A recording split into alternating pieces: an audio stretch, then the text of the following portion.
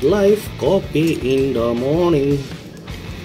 Add life coffee para jogging natin kanina, medyo napagod ako. Mga ilang araw na pahinga, hindi naglalakad. Yan, napagod. 30 minutes na lakad, parang siningal si ako.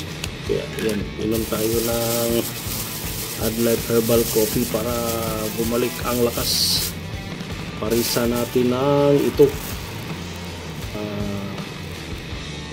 Yan. Parisa natin ng puto. Puto, ang liit na ng puto.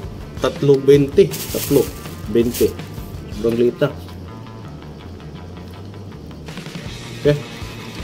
Breakfast. Puto. Rice cake, sabi sa English, rice cake daw yung puto.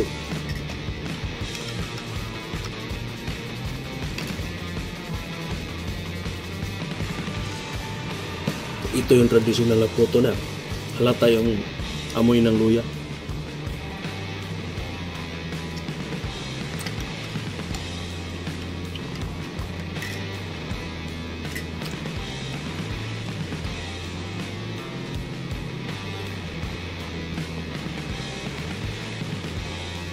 Pero paminsan-minsan lang talaga ako kumakain ito kasi nga yung blood sugar natin minsan bigla lang aakyat.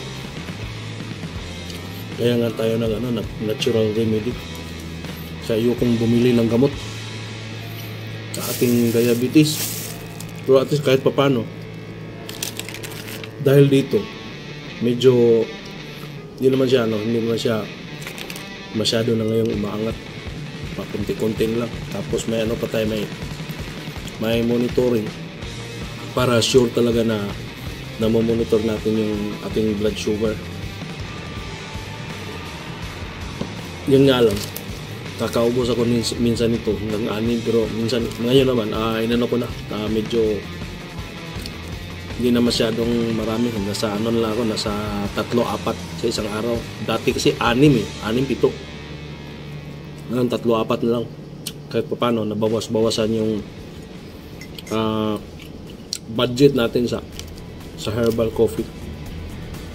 Hindi naman kasi ang presyo kasi niya, hindi naman kasi katulad ng ordinaryong kape. Kunti lang naman ang diferensya. Pero at least ito walang ang sweetener nito stevia, hindi sugar. Ang laman pala nito, guyabano, malunggay, stevia, barley, agaricus, gotu kola at saka spirulina. Tapos may pampalasang kape. Pampalasa lang siya, hindi mo talaga siya matatawag na kape. Pampalasa lang na para maging lasang kape.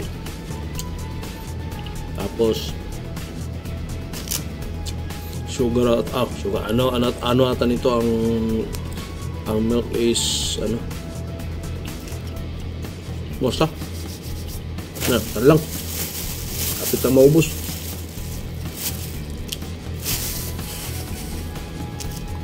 Tagal na rin akong gumagamit nito, nasa mag 12 years na. Kahit pa paano naagapan yung blood sugar level natin. Yun nga lang, pag mabuso ka, balik akyat na naman. Kaya pag may diabetic ka na, huwag na abuso sa pagkain. Dahan-dahan na sa pagkain. At tama na to. Breakfast, isang Add Life Herbal Coffee at saka 3 puto. Yung puto 20. Ito kasi member tayo, nasa nasa 25. Wala pa si kwenta, di ba? Budget.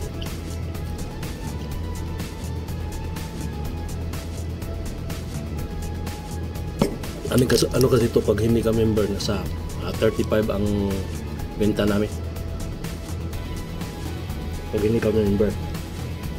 Pero member ka, bigay sa'yo ng kampanya yung nasa 25 or less konti. Okay, hanggang dito na lang. Tapos na ang pagkain natin ng puto na rice. Maraming glucose. Maraming carbo. Pero at least kahit papano, may AdLife herbal coffee. Okay? See you next time for the next video. Bye-bye. Mga kaigan. Thank you. And thank you. And thank you very much.